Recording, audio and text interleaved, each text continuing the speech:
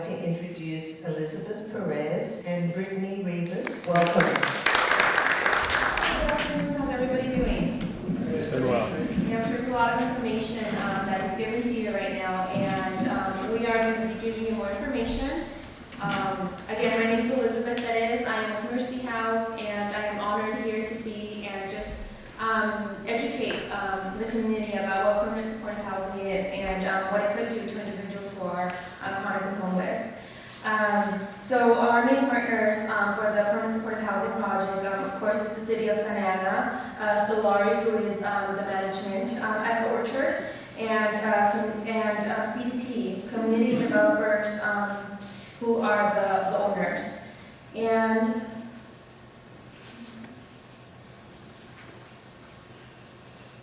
so the Orchard origins. So the Orchard was formerly the guest house, and it was called the Guest House Inn. It was a hotel in the city of Santa Ana. It was purchased by community development partners who are also known as CDP, and as I mentioned earlier, they are the owners. And so when Mercy House first met CDP, CDP was already working with guest and owner and the city of Santa Ana staff to go ahead and allow us to build more affordable housing out in the community. As a team, we discussed creating PSH units and bringing the idea of our COC leasing funds to subsidize rents and pay the rent for those individuals who were going to be coming on board. We worked collectively with the city on zoning out and zoning and design requirements. And when the property was purchased in December 2015, we were able to place the first group of residents into the furnished units using our leasing funds. And in March 2016, these funds were replaced with Section 8 project-based vouchers, which is what Hafsa was talking about.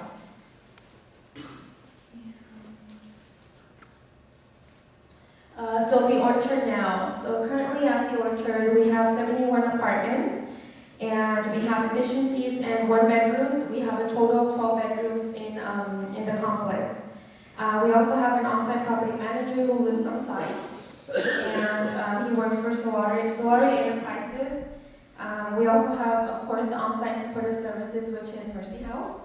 And at the Orchard, we have a cafeteria, community room, and the cafeteria is managed by official No One Left Behind. We also have green futures at the Orchard, which include the ecology center, and we will be learning more about that as we talk about the Orchard.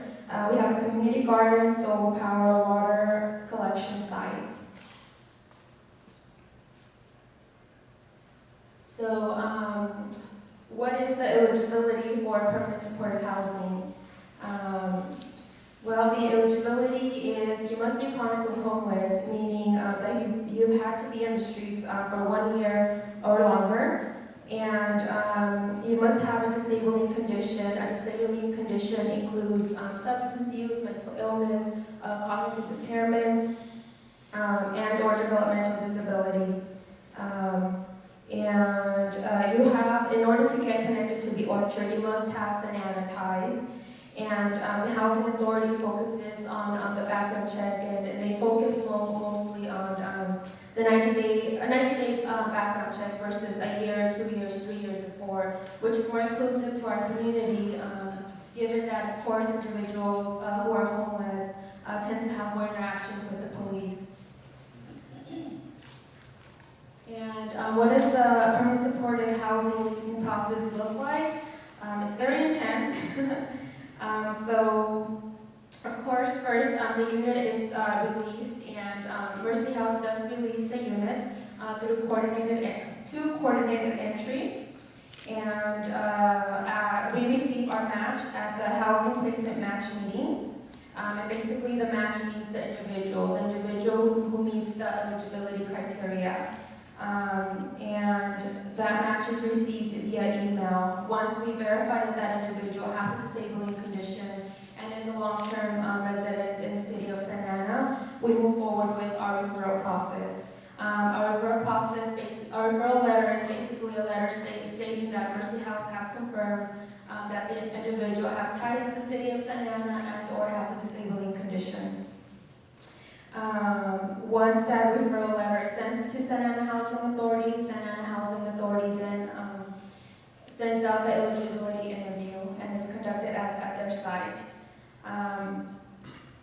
And as Santa Ana Housing Authority is conducting the eligibility interview, the individual needs to have the vital records, which basically includes a birth certificate, social security card, proof of disabling condition, proof of income, and if the individual has any assets, we also need verification of that. And after that, Santa Ana Housing Authority runs the background, and once Santa Ana Housing Authority approves the individual moves in, and it sounds very easy, right? It isn't. We come across individuals who don't even have a birth certificate, who do not have an ID, who do not have a social security card. Why? Because a lot of the things are stolen out in the community. So we really work with the outreach workers and our case managers at Mercy House to ensure that these individuals are ready for these appointments. Unfortunately, these individuals are not always ready, and so it takes a lot of rapport building with the individuals who are matched to our program. It's not easy, and it takes a lot of patience. And I'll hand it over to Brittany. Hi, I'm Brittany, the lead housing stabilization specialist at the Orchard. So we're a team of 4, but right now we're still seeking somebody to fill that 4th position. So what I'm going to talk about is a few things about the green features that we have on site. And so with the green features, we do have community garden that allows for individuals to interact and have a further education about from like farm to food in their plate. So that's awesome in that aspect. And we also have water collection sites, at least 3 of them on site, and that provides sustainable practice that allows for us to use the rainwater to further recycle the water towards the plants on the property. We also have compost pile, which allows for us to reduce the waste, and another sustainable practice that we do have, and solar power. So if you ever stop by the orchard, you don't necessarily realize that there are solar panels. Our solar panels are on the roof, and it allows for us to power the almost the entire property. So that's awesome. We're really green in that aspect. And I think a fun fact to go to is the name, the orchard, actually came from the plan from Community Development Partners to include so many fruit trees. So on site we have anything from papayas to figs to peaches to plums, oranges, guayabas, cherimoya. So we do have bananas as well. So we have a lot of different fruit trees that are accessible for the residents if they choose to pick the fruit and also incorporate that into their home. And luckily enough, we do have a garden manager that will assist with the tending to the plants in our garden beds. We do have 12, I believe, raised garden beds in the community garden that allows for us to plant seasonally. So we switch out for the 4 seasons the appropriate plants.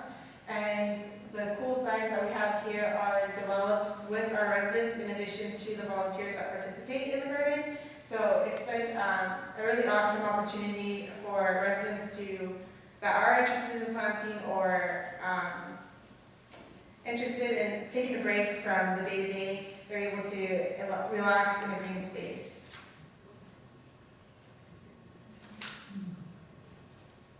Another side amenity that we have is courtyard. Although it doesn't seem like much, I think a lot of people are able to hang out and relax, kind of just de-stress in this green space, because within that green space we have lemon trees, the papaya trees, we have all kinds of herbs like lavender and lemon verbena, as well as various mints and lemongrass. So I think that provides an opportunity for individuals to learn more about those plants and just kind of have a nice space to relax in. Another opportunity that we have on site is case management. So if individuals do choose to utilize the space as case management, we're able to meet with them there if they don't want to be in a tight office space.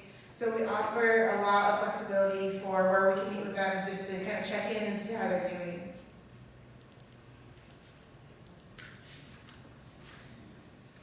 And the next site amenity that we're going to discuss is the cafeteria. The cafeteria is really awesome. It's ran and led by official No One Left Behind. And so with that, they're volunteer based. So basically all the work that gets done is all based from our volunteers that consistently meet us. We have about 6 to 8 volunteers that always come in daily. And we serve breakfast and dinner Monday through Friday, about 2.5 hours long. So it allows for residents to supplement their income if they do have any income, because sometimes we do have individuals that have no income and solely rely on food stamps, which is maybe $192. So if you're a single adult, $192 has to last for that whole month. And so with that, I think this space allows for them to get the nutrients that they may not be able to have because their money didn't last for them in the month. So this is a great space. In addition to the cafeteria, we have a community area where they do eat, and that's where we primarily have our events, but I'll speak more about that at the end. It's just a multi-purpose room essentially, but it's a great place for them to gather and just communicate. You see a lot of individuals from different areas that might not necessarily like each other in the past in the streets, but coming here together to eat makes them reunite. So that's the awesome aspect of our community room and cafeteria that we have on site.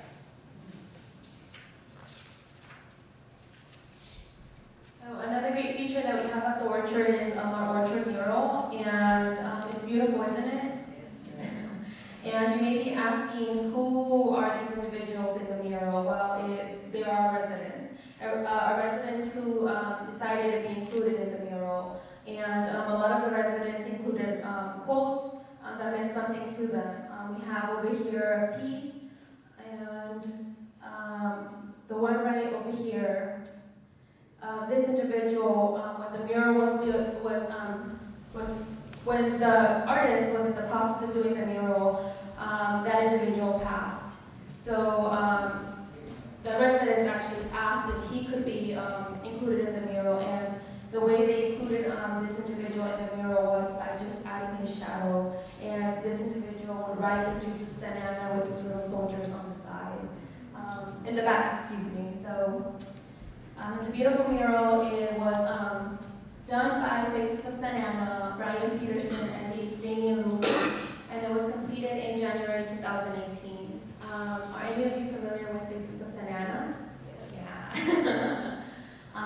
And again, it's portraits of the residents living at the Orchard. The residents contributed their quotes and symbols, so it's very, very, very meaningful to those residents who are still at the Orchard. There is the whole mural, so it's very big. We have 2 children on the mural. We have moms, dads, sons, grandparents, siblings.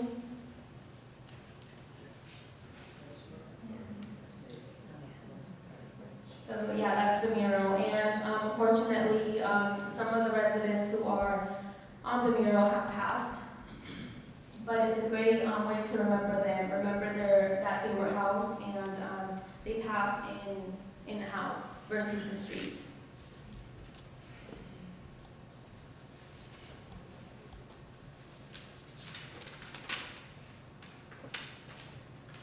So we have various services on site, including case management. So the supportive aspect that we provide is known as case management, but we focus on the housing first model, which allows for us to meet the residents where they're at with no judgment, because a lot of these individuals have had so many traumas and experiences and barriers that they've had to overcome in order to get housed.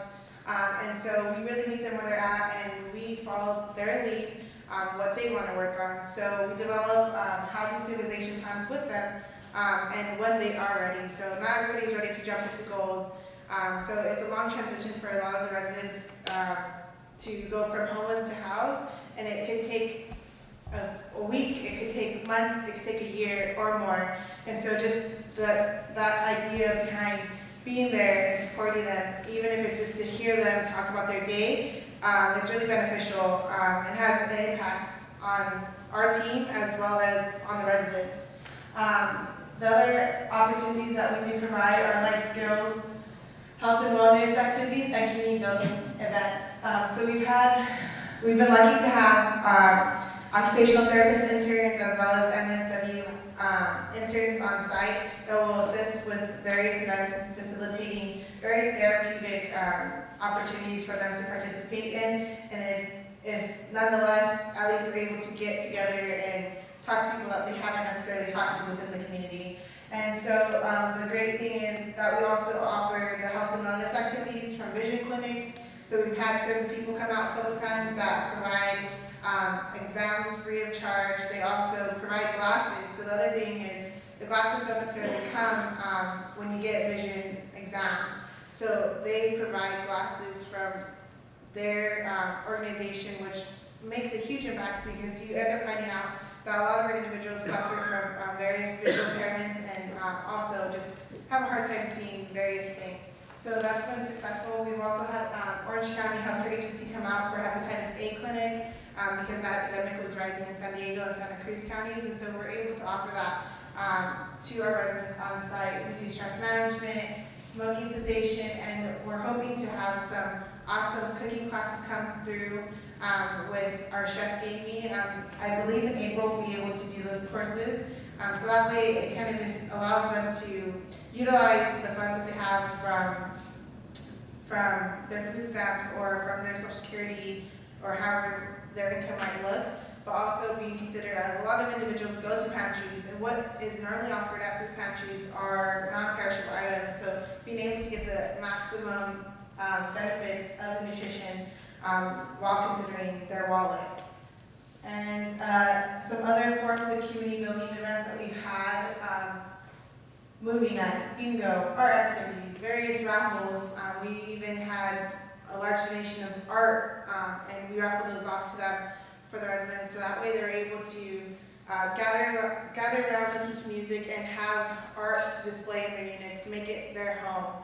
And all these items are offered for free. There's no cost to them, but we do really work hard in trying to get them out. They don't always come out, but having one person, having two people come out, having three people, that's a success in my eyes and our team's eyes, because at least we're able to interact and kind of have a space outside of case management, so that way we're able to really learn more about their story if they open up and build that rapport with us. So it's been awesome. And one last thing I wanted to highlight, the other part that we did do was a memorial night for our residents that did pass. We've had at least 6 or 7 individuals pass, and in December we did hold space for residents to kind of heal and just process what they've encountered and the memories that were shared with those individuals.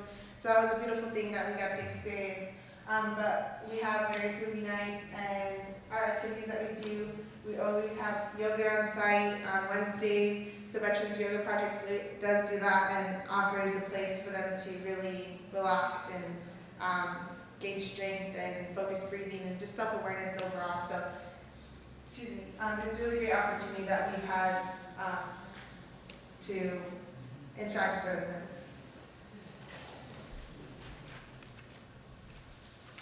All right, passing that over to Elizabeth. So success. What does success mean to you? Might be different than what success means to me, Brittany, Hafsa, or anybody in the audience, right? Personally, success to me means, so a little background of my story is I was born and raised in the city of Santa Ana, so working at the orchard is really meaningful to me, and because I am helping my community, so I am making a difference in my community. So to me, that is success. Success is also cleaning up the streets of Santa Ana and giving the vulnerable individuals a place to live. So to me, that is success.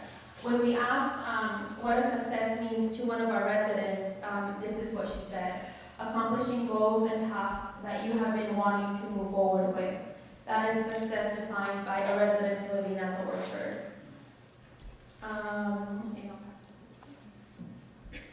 So success for me, in addition to most of our HSSs and overall our whole organization, is establishing rapport and trust with our residents. So being able to provide that space and time for them to really have dignified services and just listening to them and validating their feelings, active listening, because a lot of times they don't always get those opportunities when they're on the streets, and being able to have that space for them allows for them to truly grow even further. And I think it has a huge impact, and it definitely is a humbling experience to know, like, we had one resident when we first moved her in take about 6 months before she was fully comfortable to not wear her day clothes and get into pajamas, to sleep in her bed and be comfortable because she's not on the run or not going to get pushed out or forced out by maybe men or other individuals or cops in general. So they're able to feel that sense of comfort. Hearing that story was definitely a changer for me, because I was able to really see the difference that we're making by just providing a home that you can have a private space and you can lock. So having that experience has definitely made all the difference for myself as well as the residents. And just seeing them make progress towards their goals. So earlier I was just talking about housing stabilization plans. That's essentially their goal sheet, and that's what they come up with. Nothing's forced on them, nothing's mandatory, but just seeing them meet what they want to do. So checking the mail, because maybe they have an appointment coming up for Santa Ana Housing, and they don't want to get in trouble for missing that appointment and losing their housing eligibility. So checking mail, paying rent on time, getting used to paying rent because they haven't been rent for forever, for a year or more. Hygiene, working on their hygiene, getting connected to services. So we've also had a few residents that haven't necessarily been open to having Medi-Cal or having food stamps or being connected to medical and other services, but seeing that over some time that they're able to receive those services always makes a difference. And just reunification with longtime family, friends, and just the stronger sense of community for them to say oh no, nobody's gonna litter in our community, and pick up trash and do those different things, I think is a beautiful thing to experience. And it says Orchard resident Sandra because we were going to have a resident that was going to participate, and we were going to introduce her and have her share her success, but unfortunately she's not feeling well today, so she wasn't able to make it. But we do have this awesome video collectively of our Orchard residents, in addition to rapid housing and our other programs. So we're going to play that for you so that way you can see how. Oh, we don't have time, so we're not going to say that, show you that. But anyways, I'll pass this over to Elizabeth.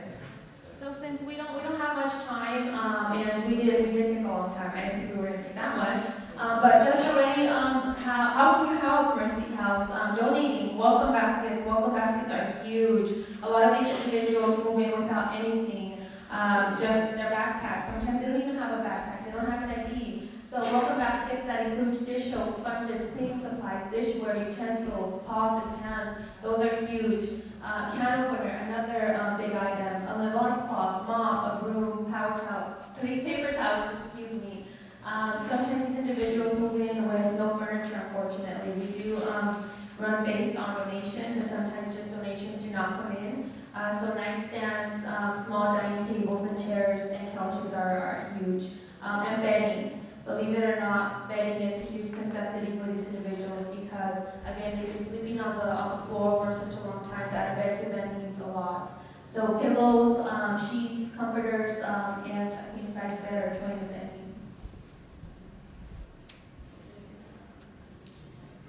If you want to help, you can volunteer. You can also specifically host life skills and various workshops on site at the Orchard. If you are interested in connecting with us, we do have our community engagement coordinator, that is Alyssa. Alyssa is for overall Mercy House, and myself would be another connection, and we can talk about that. And those are our websites that we use for the different things. Does anybody have any questions about the property? All right, I saw the lady in the back ask a question first. Can you tell me how many residents or veterans? How many we have 4 or 3. Thank you. Hi, thank you for what you do. Do you coordinate or solicit from faith-based organizations or churches for Mercy House? Yes. Yes, I believe we do. We're in connection with various churches within our communities that we serve. For example, we're having Eastside Church from Irvine, I believe, come out on March 9th to host an awesome event. It's a barbecue. It's going to be really fun. So we have various organizations that we do connect with. And we're open to anybody helping and assisting in any way, any fashion. Please join me in thanking the wonderful